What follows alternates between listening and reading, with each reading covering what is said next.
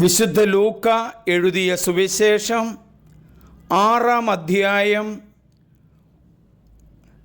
Sabbath ആചരണത്തെക്കുറിച്ച് തർക്കം.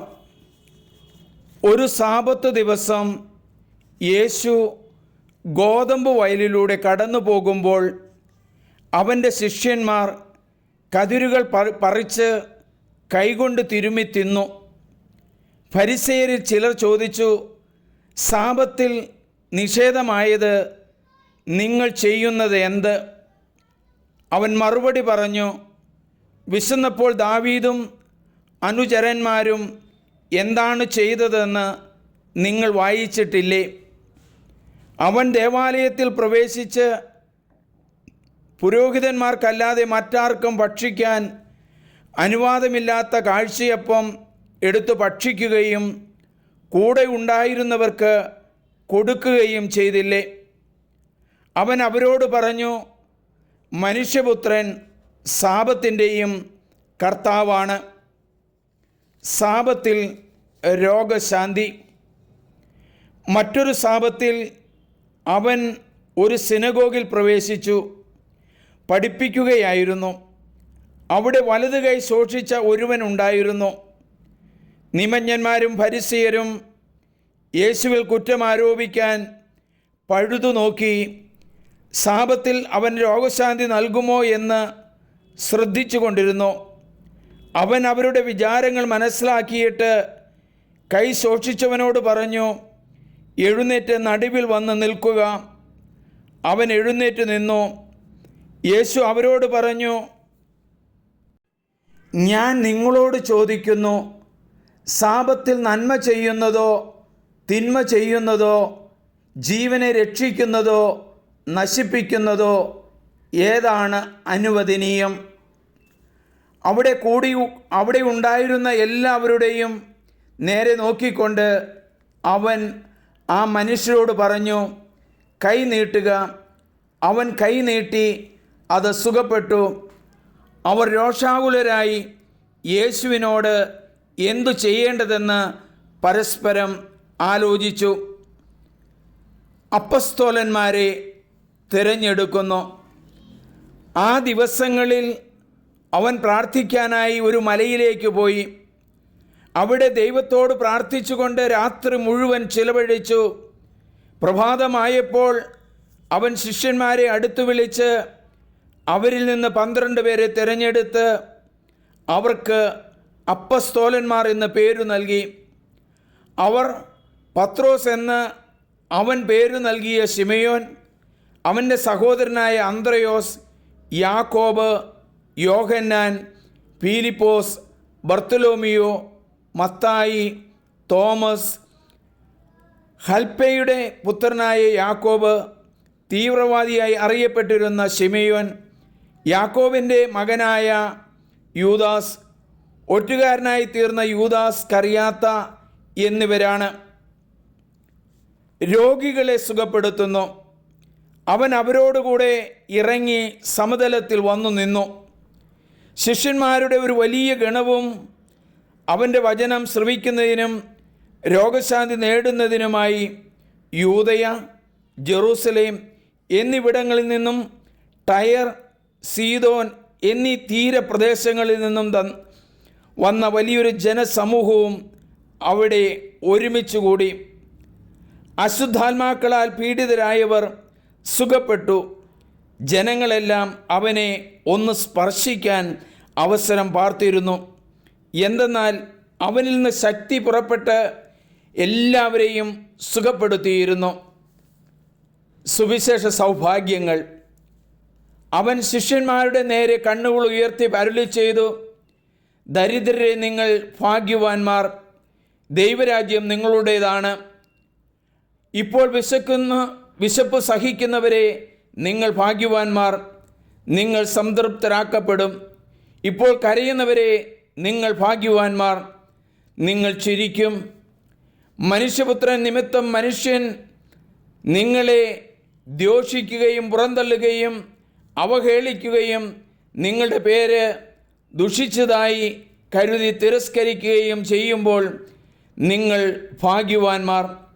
അപ്പോൾ നിങ്ങൾ ആഹ്ലാദിക്കുവിൻ, സന്തോഷിച്ച് കുതിച്ച് ചാടുവിൻ. സ്വർഗത്തിൽ നിങ്ങളുടെ പ്രതിഫലം വലുതായിരിക്കും.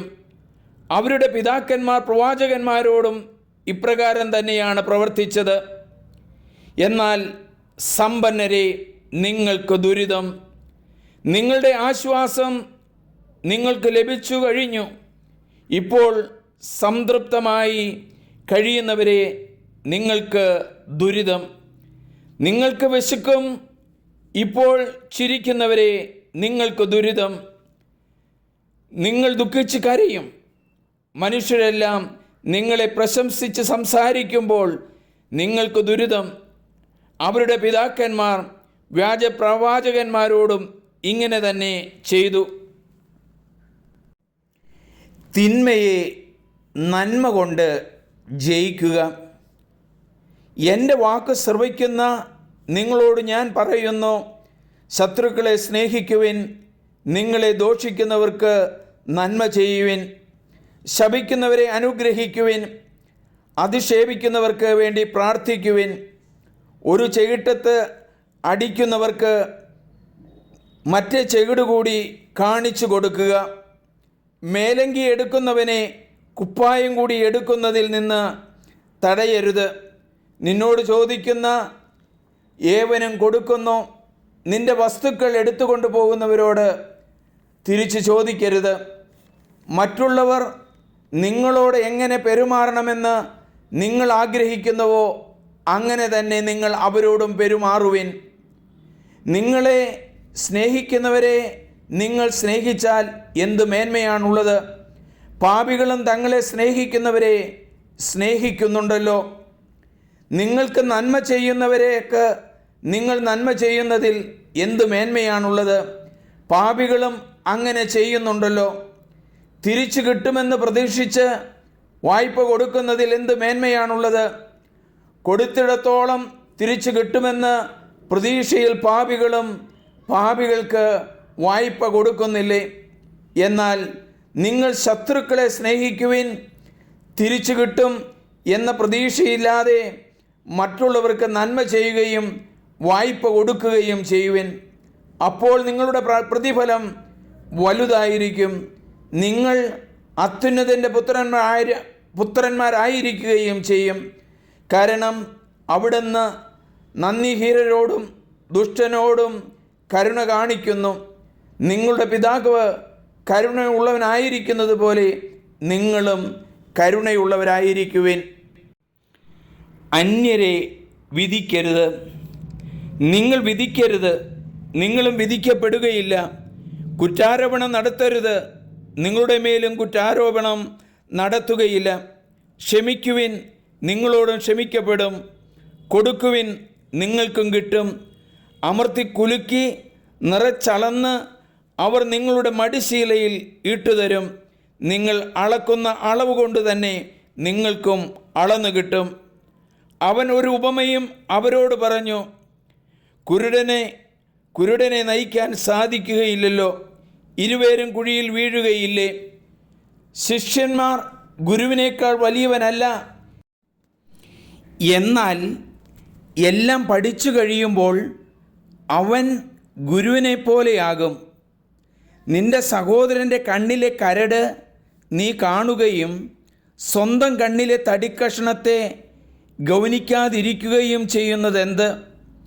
സ്വന്തം കണ്ണിലെ തടിക്കഷണം കാണാതിരിക്കെ സഹോദര, നിന്റെ കണ്ണിലെ കരട് ഞാൻ എടുത്തു കളയട്ടെ എന്ന് പറയാൻ നിനക്ക് എങ്ങനെ കഴിയും? കപടനാട്യക്കാരാ, ആദ്യമേ നിന്റെ കണ്ണിലെ തടിക്കഷണം എടുത്തു മാറ്റുക. അപ്പോൾ നിന്റെ സഹോദരൻ്റെ കണ്ണിലെ കരട് എടുത്തു കളയാൻ കഴിയത്തക്കവിധം നിന്റെ കാഴ്ച തെളിയും. ഫലത്തിൽ നിന്ന് വൃക്ഷത്തെ അറിയുക. നല്ല വൃക്ഷം ചീത്ത ഫലങ്ങൾ പുറപ്പെടുവിക്കുന്നില്ല. ചീത്ത വൃക്ഷം നല്ല ഫലങ്ങളും. ഓരോ വൃക്ഷവും ഫലം കൊണ്ട് തിരിച്ചറിയപ്പെടുന്നു.